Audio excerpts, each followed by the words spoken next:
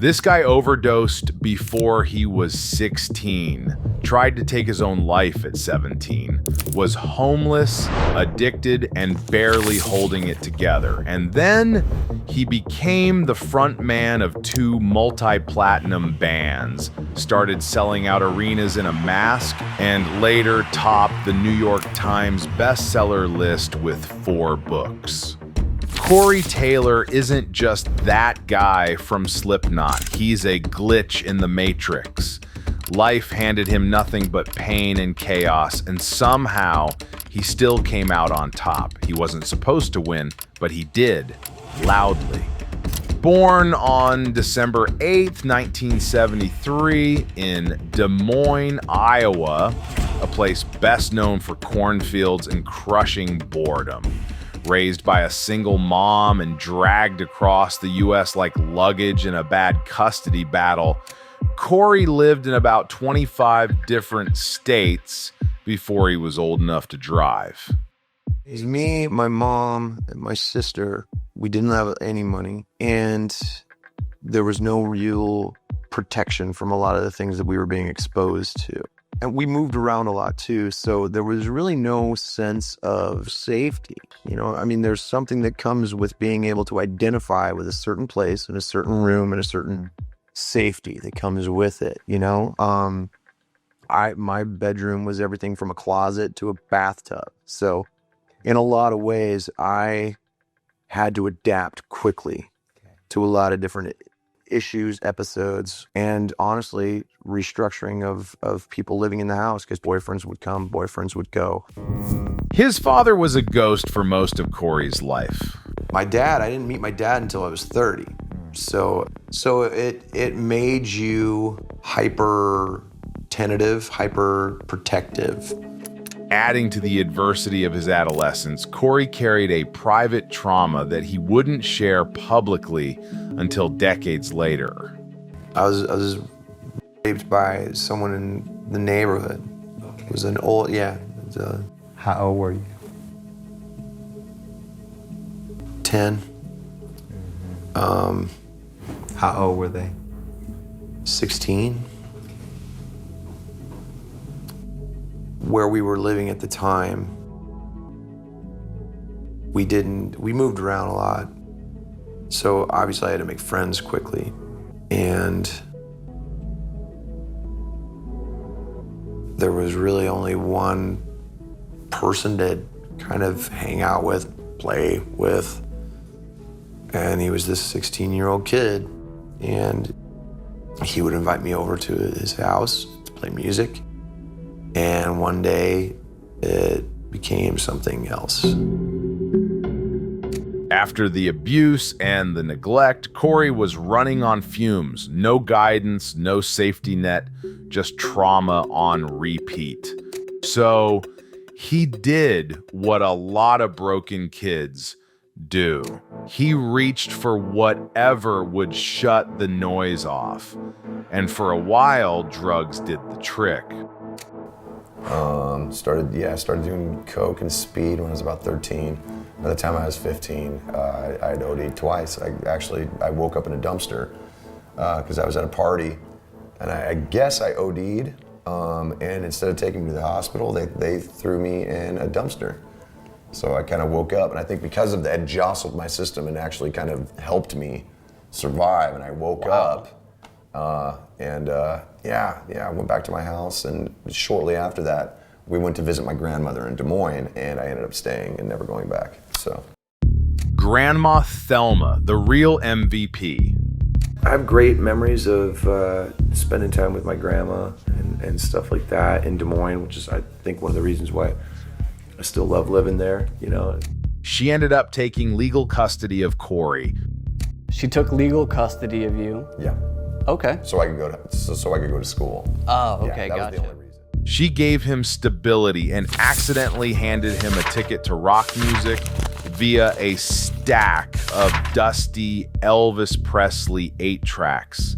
From there, it snowballed. Sabbath, Journey, anything that screamed or soared. Like, with most of us, it was more than teenage fandom. It was therapy. When I hit 17, I kind of started wrecking myself and started lashing out at a lot of people. I think a lot of the anger and sadness was starting to bubble up into other areas. So I was starting to react to a lot of things. When you're at that age, everything's developing still, so you really don't know, you don't have the coping mechanisms to deal with that. I think the more that people don't get to work things out, they don't know how to do it later on as well. By the time he hit his teens, Corey was a pressure cooker of anger and bitterness, ready to blow. High school didn't stand a chance. He dropped out, snatched a GED, and tried to disappear from the world that failed him. I was homeless off and on for about 2 years. I was carrying my clothes around with me in a trash bag, and living under the Southwest 9th Bridge on the south side of Des Moines. And it was heavy duty, it was a really, really dark time for me. I definitely got to the point where I was ready to end it all. I ended up, swallowing a bunch of pills. My grandma took me to the hospital. They fed me Ipecac. I threw up, and then they had to force feed me liquid charcoal to get my stomach to settle down. And that was probably the lowest moment of my life. That's when a sobering realization kicked in. Not only was he hurting himself, he was also hurting the person he loved the most, his grandma. So my grandmother came and picked me up. My grandmother, who has been the one person in my life, she came and picked me up, and she was so disappointed. I could see it on her, and it was almost like a race of emotion. She was disappointed. She was glad I was okay, but she was so mad. And that killed me. It hurt so much. And I didn't, it almost put me over again, that I immediately just said, okay, it's not. It's not something you come back from. There's that line in the book Fight Club. It's only after we've lost everything that we're free to do anything. And that's what Corey did. At his lowest, he sprinted toward the one thing that made sense, music. And the only thing that really helped was writing. It felt like when I was writing, I could work it out and really be able to kind of get my head around it. It provided a way for me to kind of get that primal scream out, without having to scream. The scream was there if I needed it, but also being able to sing, and really get a handle on the emotions that I was feeling without losing my mind. It was the sanity that I needed to kind of get my feet underneath me and move on and put a lot of that stuff behind me. Corey's first serious foray into music was through a band he co-founded in Des Moines in 1992, long before Slipknot's masks and jumpsuits became his international image. He formed the hard rock band Stone Sour. As frontman of Stone Sour, he wrote lyrics straight from the wreckage of his life, turning pain into poetry. The band grinded it out on the Iowa club circuit, getting local fame one sweaty gig at a time. By 1997, the band had recorded a few demos and was hunting for a record deal. Then Slipknot called. They were a wild, masked 9-piece from the same town, and they needed a new frontman. They'd seen Corey perform and knew he had it. He showed up to a practice, grabbed the mic, and blew them away. Feeling that Slipknot's theatrical heavy style might offer him a broader canvas for his creativity, Taylor made the difficult decision to put Stone Sour on hold and join Slipknot full-time. Corey's voice was the missing piece. His range, from throat-ripping screams to haunting melodies, completed Slipknot's lineup and lit the fuse. Their self-titled debut album turned them from local freak show to global phenomenon. And the band hit the road hard. Non-stop touring, chaos on stage, fights, flames, total insanity. Now, Slipknot's rise is a whole saga of its own. And if you want the deep dive, I've covered it in detail on the channel. But in this video, we're keeping the spotlight on Corey.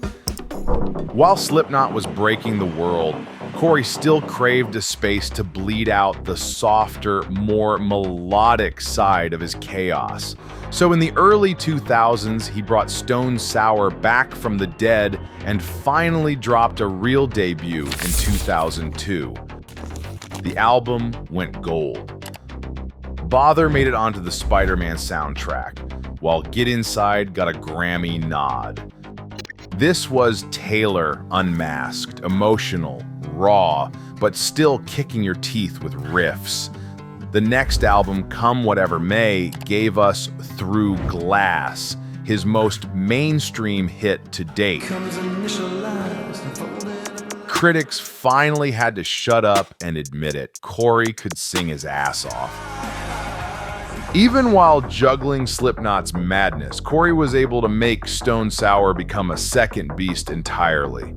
In 2012, he dropped the House of Gold and Bones double album, complete with a full-blown comic book series, conceptual, cinematic, and a giant middle finger to anyone who thought he couldn't tell a story.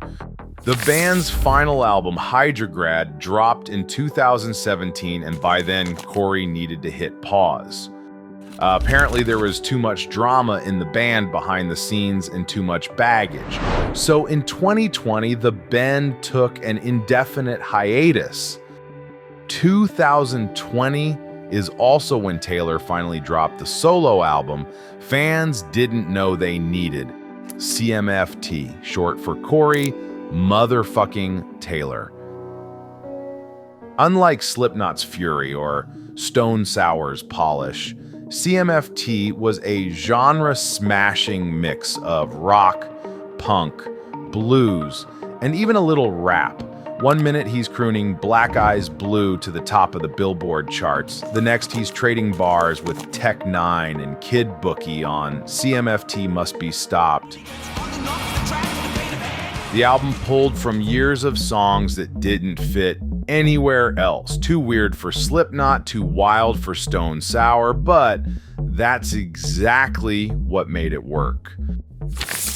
Because it sounded like flipping through Corey's brain, a bit messy, sometimes too loud, but always raw and honest.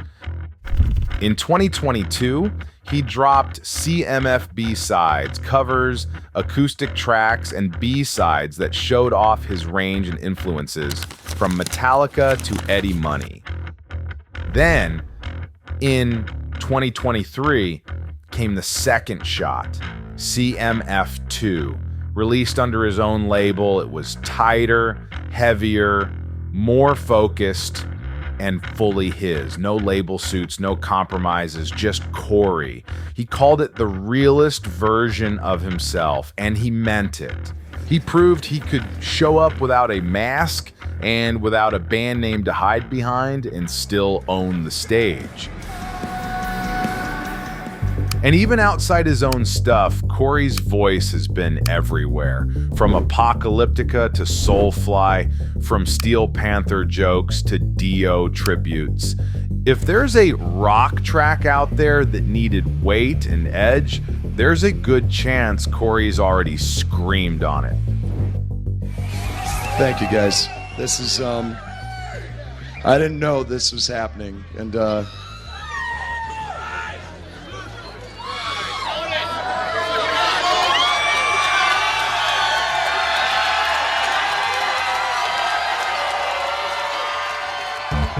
But Corey isn't only a formidable rock star, he's also a pretty good writer.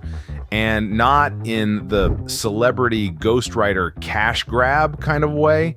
The guy actually has something to say, and he knows how to say it. In the late 2000s, after years of bottling up thoughts too messy for a 3-minute track, Corey started writing books. His first was 7 Deadly Sins, and it hit like a confession in a dive bar at 2 a.m. He broke down the so-called sins, not like a preacher, but like a guy who lived every one of them and came out the other side swinging. And it became a New York Times bestseller. The vile process with which... Now, why would you write a book about this? Like, you always think, like, I would think like the autobiography would come first because you've done enough, you've been successful enough where you could write something like that at this point in your career. Yeah. But then you go way out in left field, and this, I read most of it so far, and it's a masterpiece. Oh. It's funny. I mean, first of all, you should be a comic. Oh, well. There's lines in there. I'm like, man, I wish I thought of that. I'm going to use that on stage. I'll give him credit. Thanks, man. But no, it's really good. So, but why this angle? That was kind of me going back and forth with my agent, actually, because I'd been threatening to write a book for a long time. But at the same time, because every Tom, Dick, and Harry writes an autobiography, I didn't want to just do that, you know? I mean, my approach to writing is very much my same approach to music. I don't want to do what everybody else is doing, you know? I want to do kind of my thing. And It's a really well-rounded book. I mean, it's there's a lot of humor to it. It's very, well, in my eyes, it's very intelligently written. But at the same time, it's a very dark book. Then came a funny thing happened on the way to heaven in 2013. Corey's dive into the paranormal, ghost stories, weird encounters, and haunted venues. He didn't try to sell you aliens or Bigfoot. He just told the truth, which in his case is way more entertaining and scary than fiction. I started kind of putting these things together, and when I was writing about the kids on the circle and the possibility of those things kind of following me from the one house to the next, it kind of hit on me that maybe this had to do with the way energy attracts each other in nature, you know what? And from a scientific point of view, and then we see it in people all the time, where you kind of get into that that soulmate syndrome, where you just need to be around that person no matter what. So I was like, why couldn't that happen between these spirits, these bundles of energy, and another person? In 2015, he went full Carlin with "You're Making Me Hate You," a glorious middle finger to all the idiocy in modern life. Bad drivers, airport zombies, and trash pop music. I'm literally on the edge of snapping and killing a bunch of people. By 2017, America had become a political dumpster fire, so naturally, Corey wrote America 51. The new book is America 51, and it has a very lengthy subtitle, A Probe into the Realities That Are Hiding Inside the Greatest Country in the World. I mean, it really kind of came out of necessity, to be honest. I mean, it started out, it wasn't going to be political at all. It was supposed to be, I don't want to say a love letter to America, but it was certainly something that was like me kind of blowing kisses to all the different cool, regionally centric places all over America, of which there are several, in my travels and my touring, I've got a chance to really meet some great people, see some really cool things.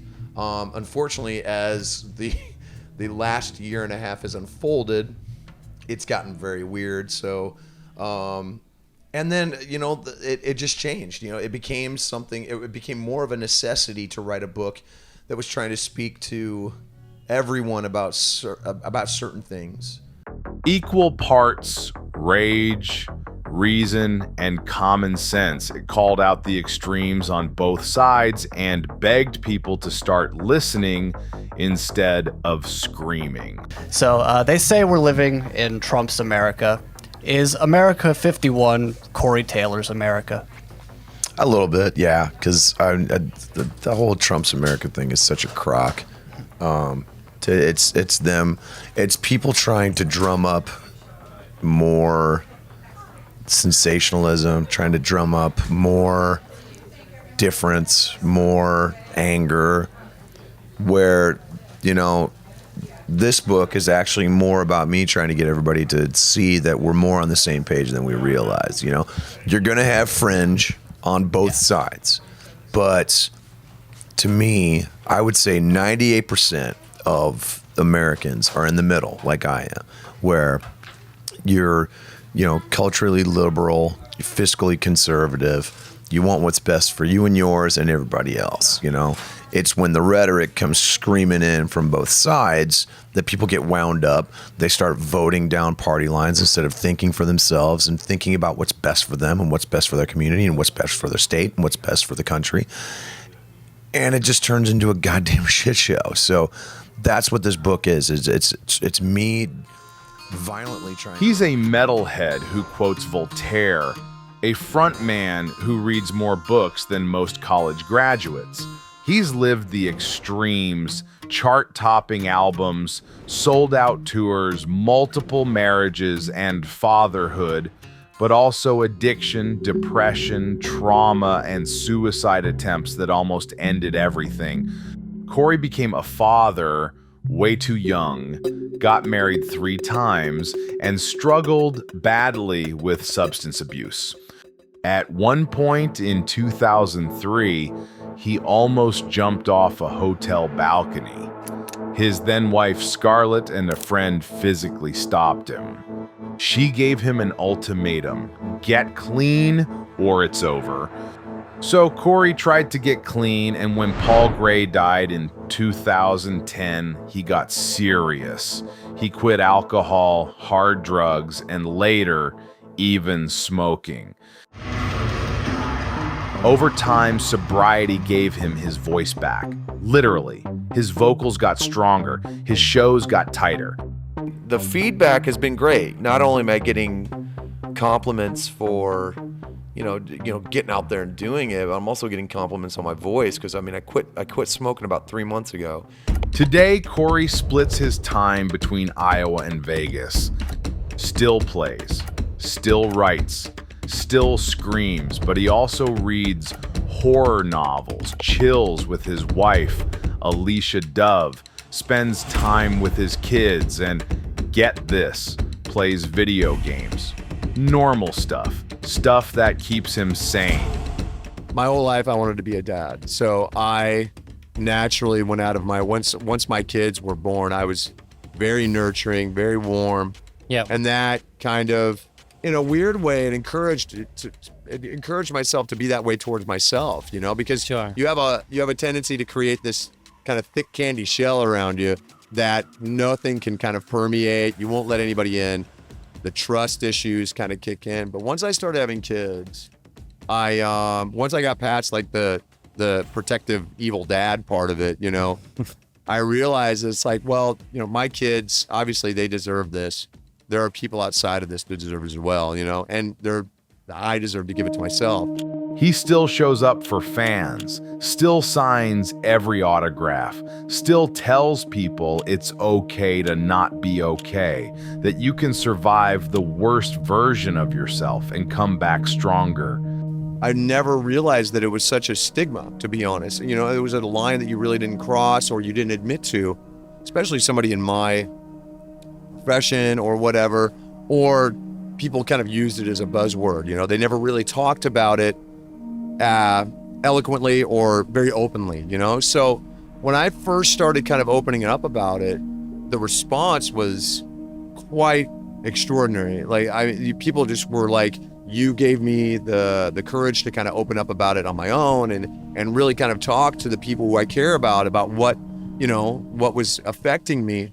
That's Corey Taylor, not just the voice of Slipknot, not just a rock star, but a man who nearly didn't make it and now refuses to waste a second of the time he has left.